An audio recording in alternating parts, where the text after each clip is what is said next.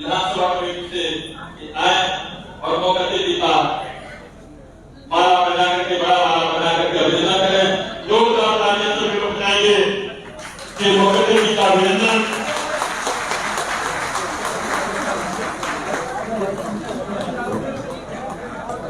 विधानसभा जिला कमेटी विधानसभा मौका से पिता अभिनंदन हमारे कैंडिडेट अबू गौतम जी जोरदार तालियों से अभिनंदन।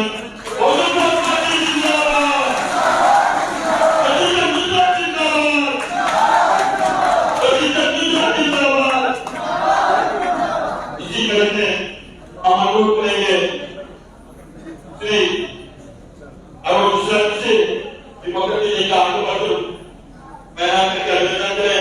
अरुण मिश्रा हमारे कल्याणपुर विधानसभा उन्हीं के साथ करते भाग्य से रिपोर्ट करेंगे।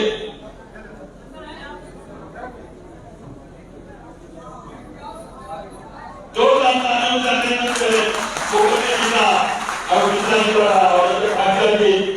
इसी कड़ी में अनुरोध करेंगे इस विधानसभा की प्रत्याशी और प्रभारी श्रीमती अबू गौतम जी से अनुरोध करेंगे कि डेमोक्रेटिक जी को जीत प्रभारी प्रत्याशी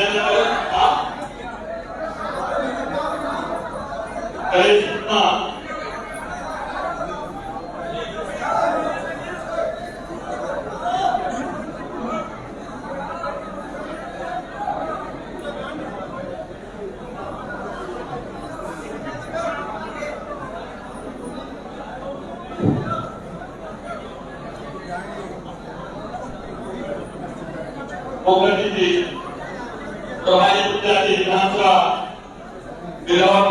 द्वारा गणेश सूचना करके वो जोरदार तालियों से सभी लोग अभिनंदन हो रहा है।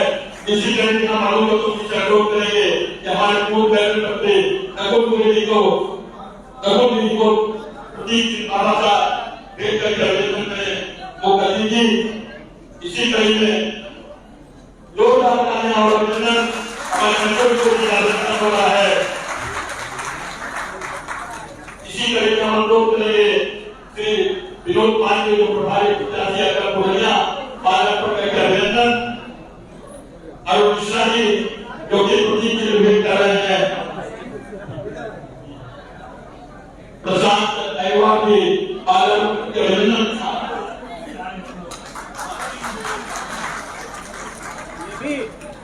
हमारे बीच में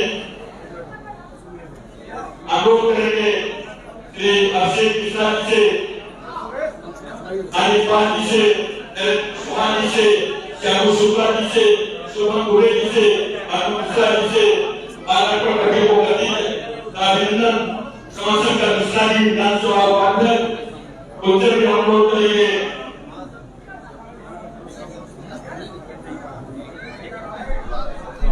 इसी तरह से अनुरोध करेंगे हमारे बीच में देवी तिवारी जी हैं, उनका भी मानव करके अभिनंदन करें। हमारे बीच में कानपुर महानगर के अध्यक्ष श्री देवी तिवारी जी का भी मानव करके अभिनंदन करें। जोरदार तालियों से स्वागत। अनुरोध करेंगे कि वो का मानव करके अभिनंदन करें।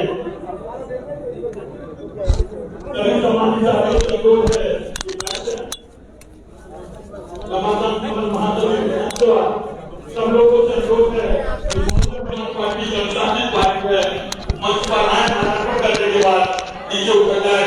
ये अनुरोध कर रहा हूँ मीडिया के साथी मेरे खड़े हुए हैं सांसद को मंच के नीचे हो जाए। रमेश पाल जी यह आप लोग माला पहनाने के बाद नीचे उतर जाए। अध्यक्ष जी पुलिस की व्यवस्था देंगे।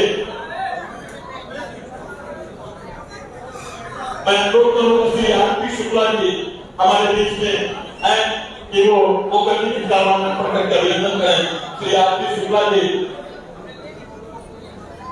शुभम दुबे जी हमारे बीच में उपस्थित है उनसे भी हम अनुरोध करेंगे कि वो माल्यार्पण करके अभिनंदन करें, आशीर्वाद दें मुखर्जी जी का। मैं पूरी विधानसभा विधायक की ओर से सभी लोग सम्मानित साथी बैठ जाएं। माननीय मुखर्जी जी का उद्बोधन कुछ क्षणों के बाद होने जा रहा है। सभी सम्मानित साथियों से अनुरोध कर रहा हूँ कि अपने स्थान पर बैठ जाएं। मैं आमंत्रित करता हूँ उत्तर प्रदेश सरकार में मैं मीडिया कर्मी के खड़े रहने सम्मानित साथियों से अनुरोध कर रहा हूँ। काफी संख्या में लोग आए हैं, आप लोग सूची पर स्थान करें। आमंत्रित करता हूँ हमारे बीच में विशिष्ट अतिथि के रूप में उपस्थित उत्तर प्रदेश सरकार में कई विभागों के कैबिनेट मंत्री है, हम सबके नेता, हम सबके आदरणीय परम श्रद्धेय श्री नकुल द्विवेदी से अनुरोध करता हूँ कि वो अपनी बात रखें। श्री नकुल द्विवेदी आज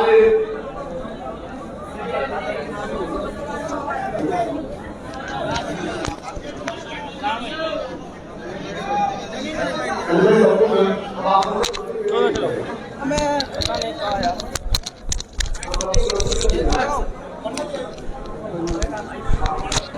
सर आ जाओ, इधर से आओ।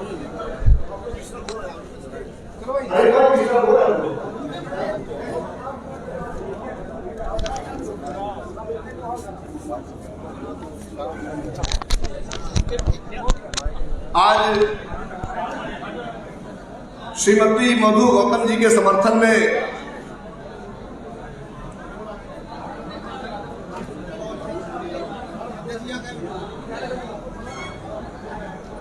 आयोजित इस चुनावी बैठक कम कार्यकर्ता सम्मेलन में इस समारोह के मुख्य अतिथि हम सबके मार्गदर्शक, हम सबके प्रेरणा स्रोत, बहुजन समाज पार्टी के राष्ट्रीय महासचिव, सम्मानित सांसद राज्यसभा परम आदरणीय सतीश चंद्र मिश्रा जी, मंच पर विराजमान श्री नरेंद्र कुशवाहा जी जो कि इस सेक्टर के संयोजक हैं, माननीय अनिता पाल जी, बहुआ त्रिवेदी जी, इस नगर के बहुजन समाज पार्टी के सम्मानित अध्यक्ष श्री देवी प्रसाद तिवारी जी, उषा त्रिवेदी जी, श्यामू शुक्ला जी, राकेश सोनकर जी, अनीस मंसूरी जी, मंच पर विराजमान हमारे सभी सम्मानित पदाधिकारी बंधुओं श्री प्रवेश कुमार जी, और जिन लोगों के नाम नहीं ले पा रहा हूं उनसे क्षमा चाहते हुए आप सबसे कुछ गंभीर चर्चाएं करनी है और आप सब लोगों से कुछ गंभीर बातें भी करनी है। चर्चा हम लोग शुरू करते हैं उस समय से जब हमारे देश में एक रात को 8 बजे टेलीविजन के माध्यम से कहा जाता है कि आज से नोटबंदी लागू हो गई। मैं आप सबसे जानना चाहता हूं कि इस नोटबंदी के माध्यम से पूरे हिंदुस्तान के लोग तबाह और बर्बाद हुए कि नहीं हुए? पूरे हिंदुस्तान में घर घर में त्राही त्राही मच गई और त्राही त्राही मचने के बाद सबके पास जितना भी पैसा था, थोड़ा मोड़ा पैसा था, उन्होंने जाकर के बैंकों में जमा कर देने का काम किया। जब बैंकों में एक मुश्त बड़ी धनराशि इकट्ठी हो गई तो उस धनराशि को गुजरात के कुछ लोगों को देकर के हिंदुस्तान की सीमा से बाहर भेजने का काम कर दिया गया। आपकी गाड़ी कमाई का लाखों लाखों करोड़ रुपए लेकर के गुजरात के कुछ उद्योगपति आज विदेशों में आनंद ले रहे हैं, विदेशों में आनंद ले रहे हैं और वो कह रहे हैं ये तो भगोड़े हैं हिंदुस्तान से। वो भागे अपने आप नहीं दोस्तों, उनको हिंदुस्तान के कुछ राजनीतिक दलों के नेताओं ने एक समझी बूझी साजिश के तहत एक तरफ आपका जेब खाली किया, दूसरी तरफ उनकी जेब को भर करके हिंदुस्तान की सीमा के बाहर पहुंचाने का काम किया।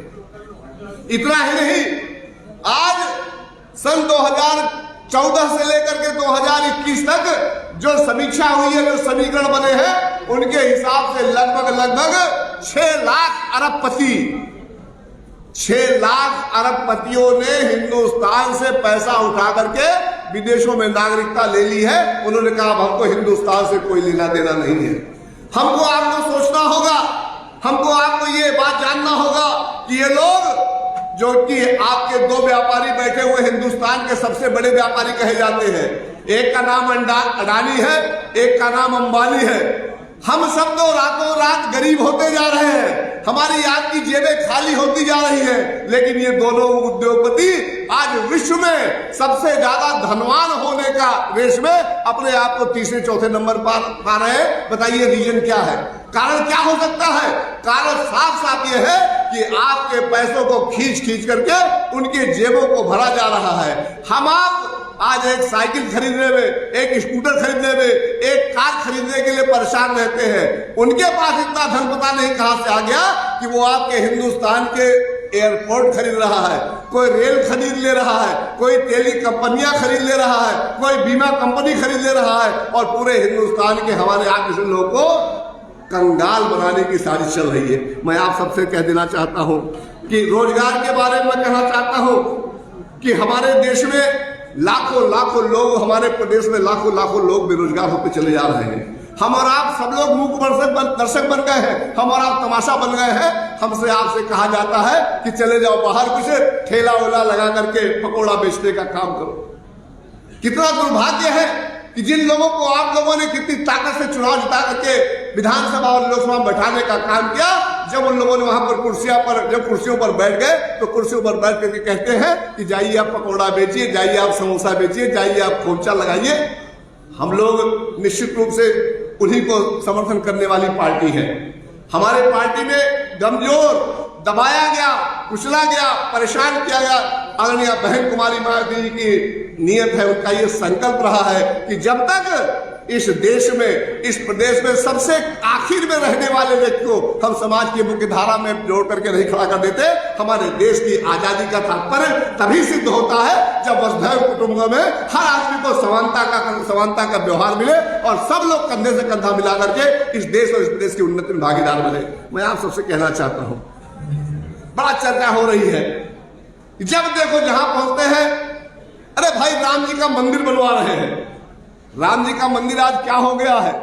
आज राम जी के मंदिर के नाम पर सबसे बड़ा घोटाला आपको वही दिखाई पड़ जाएगा। 2020 में आपको याद है शिला पूजन हुआ था, और 2020 से आज दिसंबर 2021 में आ गए, मंदिर का निर्माण नहीं हुआ, और अब 2-3 दिन से यह सगुभा छोड़ा गया है। भाई मंदिर तो 2023 में बनकर के तैयार हो गया, लोग सभा बन रही है नहीं, सीधे विस्टा जो बन रहा है उसमें तो भारी पैसा लगा दे रहे हैं, लेकिन जो छोटी छोटी चीजें हैं उन पर हमको आपको परेशान किया जा रहा है। मैं आप सबसे कह देना चाहता हूं कि मधु गौतम जी बहुत ही जुझारू और बहुत ही निर्भीक प्रत्याशी है। बिल्हौर के बारे में भी आपको जानकारी है, इनसे बेहतरीन कैंडिडेट आपको कोई नहीं मिलेगा। इसलिए सब लोग पूरी ताकत से मिलकर के आदरणीय श्रीमती गौतम जी को विधानसभा पहुंचाने का काम करिए, और उनको विधानसभा पहुंचाने से जो लाभ होगा, आदरणीय बहन कुमारी मायावती 5वीं बार मुख्यमंत्री बनकर के आएंगी और हम सबके विकास, हम सबकी उन्नति में सहायकार बनेंगी। मैं ज्यादा कुछ न कहते हुए हमारे मुख्यमंत्री महोदय को अभी दूसरी मीटिंग में वहां पहुंचना है, आज हम लोग रास्ता भटक गए, काफी टाइम लग गया, लेकिन पुनः यही कहते हुए कि हम सब पूरी ताकत से बन करके, और जितनी हमारी माताएं बहनें बैठी हैं, सब लोग मधु गौतम बन करके इनको विधानसभा पहुंचाने का काम करिए। आगे का काम आदरणीय बहन कुमारी मायावती शुरू करेंगे। शब्दों के से अपनी वाणी को विराम देते हुए और आप सबका आह्वान करते हुए बहुत बहुत धन्यवाद। जय भीम, जय भारत। बहुत ही सुंदर बात करते हुए आमंत्रित कर रहा हूं इनको बहन जी द्वारा आशीर्वाद प्राप्त आपके क्षेत्र से होने वाली विधायिका श्रीमती मधु गौतम शब्दों आए और सामने बैठे हुए अपने भाई बहनों के आशीर्वाद दे, माननीय विशेष आशीर्वाद दे। मधु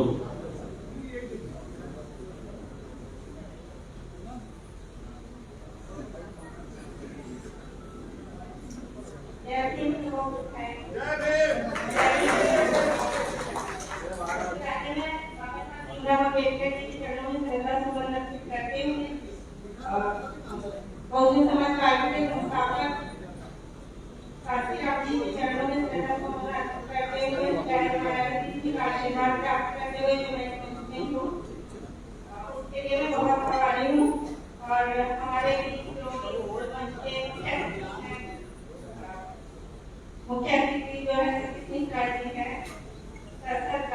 के राष्ट्रीय महासचिव वरिष्ठ अतिथि मैडम नुपुर दुबे जी,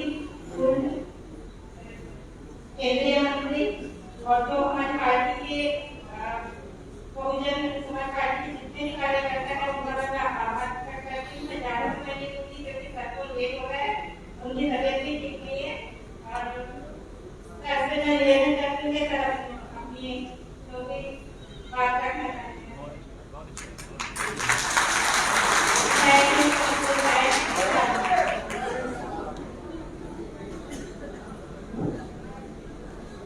हमारे प्रत्याशी ने अपनी बात रखी और आप सभी लोगों से सहयोग और आशीर्वाद की भावना और प्रार्थना की।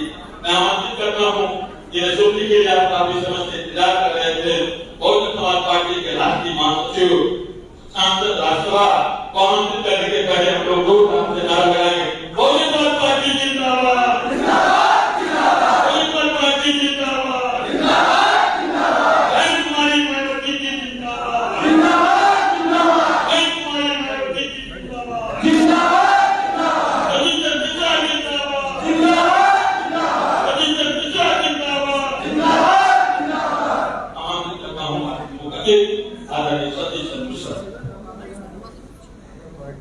मंच पर उपस्थित बहुजन समाज पार्टी के सभी सम्मानित नेतागण, श्री नकुल दुबे जी, श्री देवी प्रसाद तिवारी जी, शहर अध्यक्ष, श्री नरेंद्र कुशवाहा जी, सेक्टर संयोजक, श्री अनिल पाल जी, सेक्टर संयोजक, श्री अरुण त्रिवेदी जी, सेक्टर संयोजक, श्री शामू शुक्ला जी, विधानसभा संयोजक, श्री मधु गौतम जी, जिनको कि हमारी नेता बहन मायावती जी ने आशीर्वाद देकर के और आपका आशीर्वाद प्राप्त करने के लिए भेजा है, जिन्होंने भी अभी आपसे अपील की है आपके वोट पाने के लिए। श्री राम शंकर कुरील जी, जिला अध्यक्ष कानपुर, श्री रमाशंकर मिश्रा जी, उपाध्यक्ष विधानसभा, श्री राकेश सोनकर जी, श्री अनीस मंसूरी जी तथा यहाँ पर उपस्थित मीडिया के साथियों और सभी बहुजन समाज पार्टी के जांबाज कार्यकर्ता और साथी भाइयों, अब 1 महीने बाद आपका चुनाव, दिसंबर के महीने के बाद 1 या 2 जनवरी को चुनाव की घोषणा हो जाएगी और उसके बाद आपके चुनाव के मैदान में मधु गौतम जी, जिनको कि पार्टी ने आपके बीच में भेजा है, तो उनको जिताने के लिए आपको अपना वोट डालने का काम करना पड़ेगा। लेकिन वोट डालने के पहले खाली आपके अपने वोट से काम नहीं चलेगा, आपको अपने साथियों के बीच में जाना पड़ेगा और उनसे जो आज के हालात हैं उनके बारे में उनको रूबरू कराना पड़ेगा। माननीय श्री नकुल दुबे जी ने आपको कुछ बातें बताई, उनको दोहराते हुए नहीं, सूक्ष्म में आप लोग बहुत देर से बैठे हैं यहाँ, सूक्ष्म में कुछ बातें करें। आपने देखा कैसे आज किसान आंदोलित है। किसान लगभग 1.25 साल से आंदोलन कर रहा था, 700 से ज्यादा लोग मर गए, उसमें किसान मर गए, लेकिन इस सरकार के ऊपर कोई असर नहीं। जो कानून इन्होंने 3 काले कानून उनके ऊपर लादने की कोशिश की थी, जिससे कि उनकी जमीन हड़पने का इरादा था, उसको तो वापस ले लिया, मजबूरी में आके वापस लिया और ये कह चुनाव के लिए वापस लिए गए। चुनाव के फिर से लादने की तैयारी में ये किसान समझ चुका है। 700 लोग जो मर गए उनके बारे में एक शब्द भी नहीं बोला कानून वापस लेते समय, उनके बारे में कि उनको क्या कॉम्पनसेशन मिलेगा इसके बारे में भी नहीं बोला। सैकड़ों की तादाद में मुकदमे उनके ऊपर लाद दिए हैं, उनको वापस लेने की बात भी नहीं कही, लेकिन चुनाव चूंकि है इसलिए इनको वापस लेने की बात कही। आज महिलाओं का क्या हाल है, कितनी असुरक्षित है। पूरे उत्तर प्रदेश में जो इनकी खुद की सरकारी रिपोर्ट है उसके हिसाब से हर 2 घंटे में एक महिला के साथ में बलात्कार और दुराचार होता है। क्या यही सुरक्षा मांगी थी इनसे हमने? आज बेरोजगारी का आलम यह है कि जब से हिंदुस्तान आजाद हुआ है उसके बाद से आज तक लेकर के इतनी बेरोजगारी कभी नहीं रही। जहां 2 करोड़ लोगों को नौकरी देने की बात कही थी, एक नौकरी तो देना दूर रहा, 2 करोड़ लोगों की नौकरी लेने का काम किया। जितनी सरकारी संस्थाएं थी एक एक करके, जो नकुल दुबे जी बता रहे थे, कुछ चुनिंदा व्यापारियों के हाथ में बेचने का काम किया, उनके हाथ में देने का काम किया और उनको सभी कुछ दे दिया। देश की जितनी संपत्ति थी उसके हाथ में कर दिया। हमको फिर से गुलामी की तरफ, जैसे ईस्ट इंडिया कंपनी ने बनाने का काम किया था, आज उसी तरफ ले जाने का काम कर रहा है। वो चाहेंगे तो बिजली मिलेगी, तो बिजली बनाने का उपक्रम उनके पास भेज दिया, सप्लाई करने का भेज दिया, तेल देने का काम तेल कंपनियां भेज दी। वो चाहेंगे आपको तेल देंगे, आपको नहीं देंगे। यहां तक कि जो डिफेंस में हम लोग हवाई जहाज बनाते थे और उपकरण बनाते थे, उनको भी लेकर के उनके हाथों में बेचने का काम। रेलवे को बेच दिया, इंश्योरेंस कंपनी को बेच दिया, बैंकों को बेच दिया, जितने भी सार्वजनिक उपकरण थे एक एक करके बेच करके, और सरकारी नौकरियां जहां पर मिलती थी उसका उन्होंने रास्ता बंद कर दिया। बेरोजगार होने के लिए लोगों को मजबूर कर दिया और फिर कहते हैं कि पकौड़ा बेचिए, आप तो पीएचडी वाले हैं, पकौड़ा बेचने का काम है। ये वो सरकार है जिसने कि आपसे झूठे वादे कर करके आपका वोट को ले लिया, उसके बाद आपको मझधार में छोड़ दिया। किस तरीके से कोरोना के दौरान आपने भी देखा, लोग पैदल सड़कों में बच्चों को गोदी में लिए हुए, महिलाएं, औरतें, आदमी पैदल सैकड़ों किलोमीटर चलते रहे, लेकिन इनको ये नहीं हुआ कि उनके लिए कोई बस खड़ी कर देते या उनके लिए कैंप लगा देते, उनको खाना दे देते, उनको दवाई दे देते। सड़कों में मर गए। कोरोना में बीमारी से अस्पतालों में दम तोड़ दिया, घरों में दम तोड़ दिया, सड़कों में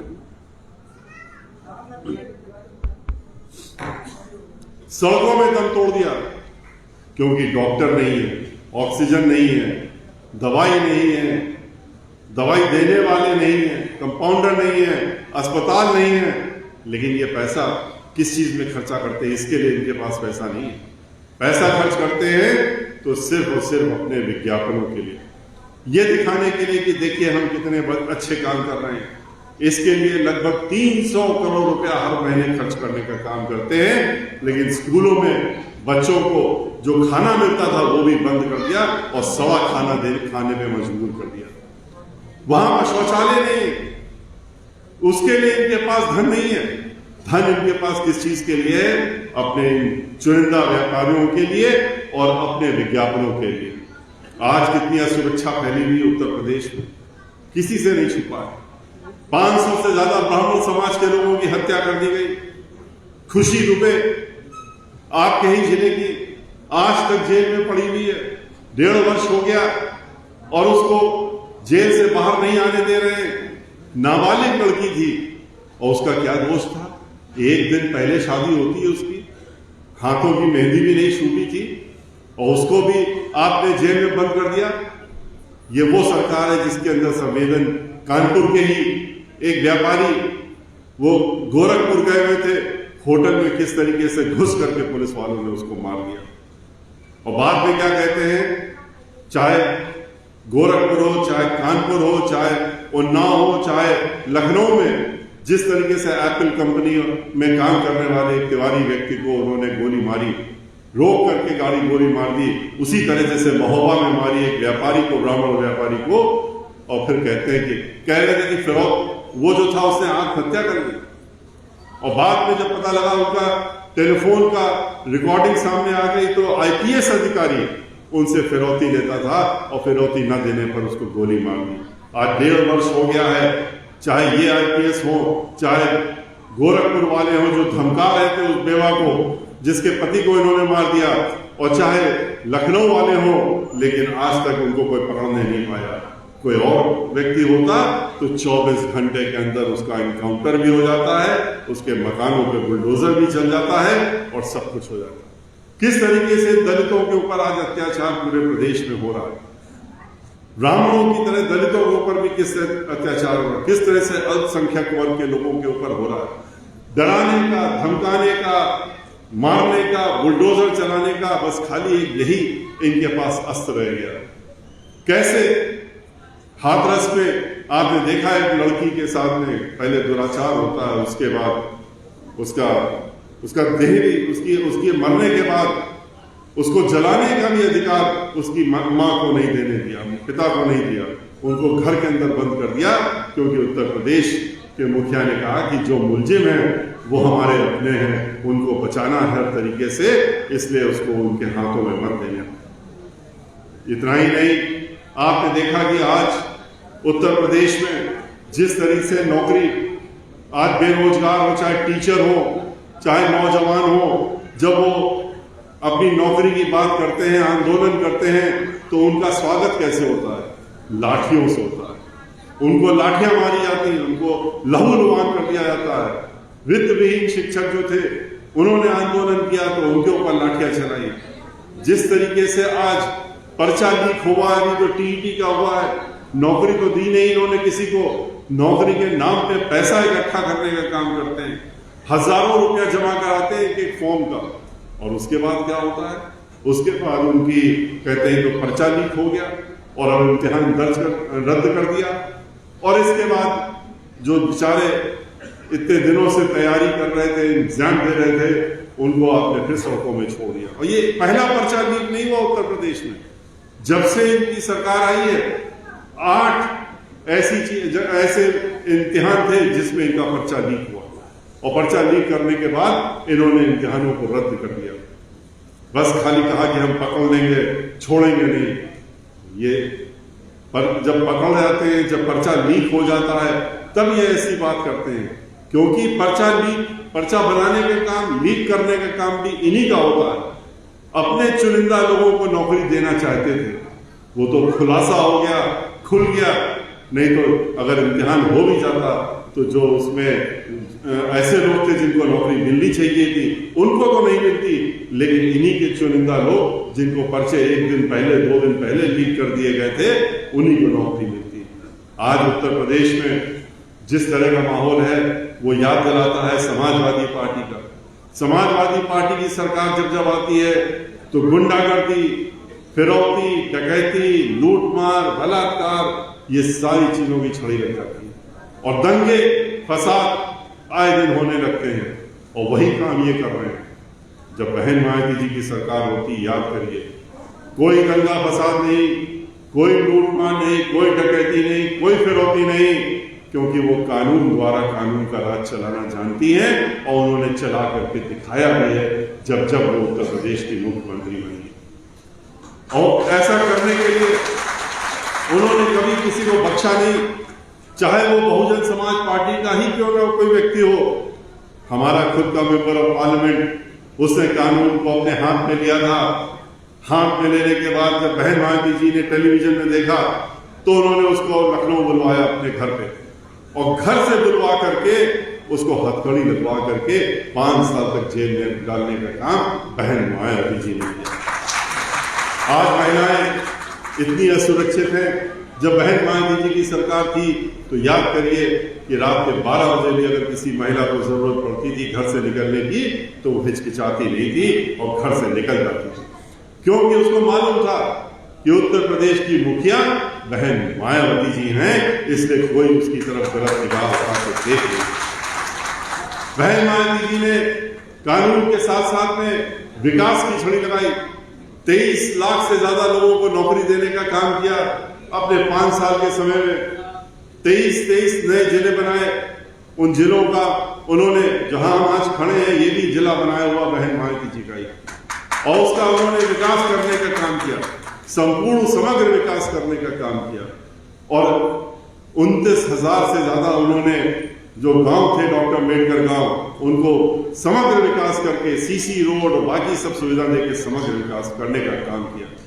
उन्होंने 29,000 प्राइमरी स्कूल बनाए उत्तर प्रदेश में, 5,000 से ज्यादा जूनियर हाई स्कूल बनाए, आधा दर्जन यूनिवर्सिटी और मेडिकल कॉलेज बनाए, और उसमें आज उसके साथ साथ में हर शहर में उन्होंने नए अस्पताल खोलने का काम किया, सुविधाएं देने का काम की, लेकिन इन्होंने उनके भी हालात बेहाल करने का काम किया। नया तो बनाना दूर रहा, संभाल भी नहीं पाए। उत्तर प्रदेश में बिजली की व्यवस्था इतनी जर्जर थी कि 6,500 मेगावाट बिजली उत्तर प्रदेश के लोगों को मिलती थी। बहन मायावती जी ने उसको 13,500 मेगावाट पहुंचाने का काम किया।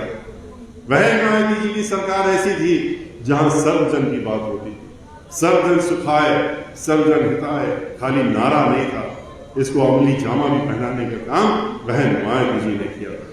कोई भी वर्ग का आदमी हो, दलित हो, पिछड़ा हो, ब्राह्मण हो, और भी उच्च कोटि का कोई ब्राह्मण और कोई हो, और खास तौर से अल्पसंख्यक समाज के लोग, जब बहन मायावती जी की सरकार होती है तो ये सब लोग सुकून का जीवन जीते हैं, एक भाईचारे के साथ रहते हैं, आपस में मिलजुल करके रहते हैं और प्रदेश की तरक्की करने में अपना पूरा योगदान देते हैं। लेकिन आज हम लोग ऐसे हालात से गुजर रहे हैं कि जहां बस 4.5 साल, 4.25 साल तक हम लोग देखा कि किस तरह से सरकार चली, और इसीलिए खाली दहशत से फैलाने से कानून नहीं संभलता। इन्होंने तो दहशत फैलाने का काम किया है, खाली कानून व्यवस्था को संभाल नहीं पाए। और अब सिर्फ आपके पास 1 महीना बचा। 1 महीने के अंदर ये सरकार जिसका आप इंतजार कर रहे थे कि कब विदा होगी, ये अब आपके हाथ में है। आपको इसमें अपनी पूरी क्षमता के साथ में पूरी ताकत लगा करके आपको दिन रात मेहनत करनी पड़ेगी। आपको ये मान करके चलना पड़ेगा कि चुनाव के मैदान में श्रीमती मधु गौतम जी नहीं लड़ रही हैं। आप जिस दिन ये समझ लेंगे कि आपको ये आज सोच करके जाना पड़ेगा वापस से कि चुनाव असलियत में आप लोग खुद लड़ रहे हैं। अगर आप अपना चुनाव के मैदान में होंगे तो किस तरीके से आप तैयारी करेंगे, उस तरह की तैयारी करने का काम करिए, और उसी तरीके से तैयारी करके आप अब की बार मधु गौतम जी को विधानसभा में भेजने का काम। यहां पर आप इनको जिताने का काम करेंगे तो आप भी अपना योगदान हमारी पार्टी की नेता, हमारी पार्टी की मुखिया सुश्री बहन मायावती जी को उत्तर प्रदेश का 5वीं बार मुख्यमंत्री बनाने में आपका एक बहुत बड़ा योगदान है, और यही हम सबकी इच्छा है, आपकी भी इच्छा है। तो इसलिए इस इच्छा को पूरा करने के लिए आपको बहुत मेहनत करनी पड़ेगी। आप इन सारी बातों को यहीं पर छोड़ के मत जाइए। आपको जा करके लोगों के बीच में दिन रात मेहनत करके उनको ये जोड़ना पड़ेगा, लोगों को थोड़े लोगों के साथ बैठ करके उनको जोड़ना पड़ेगा, और जोड़ करके उनको बहुजन समाज पार्टी की सरकार बनाने के लिए उनको साथ में लेना पड़ेगा। और ले करके अब की बार मैं समझता हूं कि उत्तर प्रदेश में हम पूरे उत्तर प्रदेश में घूम चुके हैं, आपके जिले में भी इसके पहले भी आए थे 2 महीने पहले, और जिस तरह का उत्साह आज पूरे प्रदेश में देखने को मिल रहा है, उससे ये साफ जाहिर हो रहा है कि अब की बार उत्तर प्रदेश की जनता बदलाव चाहती है, और बदलाव करने के लिए उसने मन बना लिया है कि हम बहन मायावती जी की सरकार ला करके उनको 5वीं बार मुख्यमंत्री बनाने का काम ये करेंगे। ये उत्तर प्रदेश की जनता ने संकल्प लिया, और आप लोगों को भी इसी संकल्प के साथ में वापस जाना पड़ेगा। आप लोगों को भी ये संकल्प लेके जाना पड़ेगा, वरना आप खुद सोच सकते हैं किसानों का क्या होगा, बेरोजगारों का क्या होगा, महिलाओं का क्या होगा, नौजवानों का क्या होगा, उद्योगपति जो छोटे वाले हैं, मझोले वाले हैं, उनका क्या होगा, मजदूरों का क्या होगा। फिर से लोग जो है सड़कों में नजर आएंगे और धक्के खाते हुए नजर आएंगे, और आपको आपकी आंख के सामने आप सोचेंगे कि हमसे जरा सी गलती हो गई थी, थोड़ी सी मेहनत हम और कर लेते तो हम ये सरकार बना लेते। इसलिए इस गलती का पछतावा ना हो, इसलिए पूरी ताकत झोंक दीजिए। इसी बात को आपसे हम अनुरोध करते हुए आप और दोबारा ये कहते हुए कि मधु गौतम जी आपके सामने खड़ी हैं, आप इनको अपना पूरा समर्थन नहीं दीजिए, बल्कि इनके साथ में निकलिए, इनके लिए वोट मांगने का काम करिए, और इनको अब की बार विधानसभा में आप पहुंचाने का काम करिए। इस अनुरोध को करते हुए हम अपनी बात को यहीं समाप्त करते हैं। जय हिंद, जय भारत।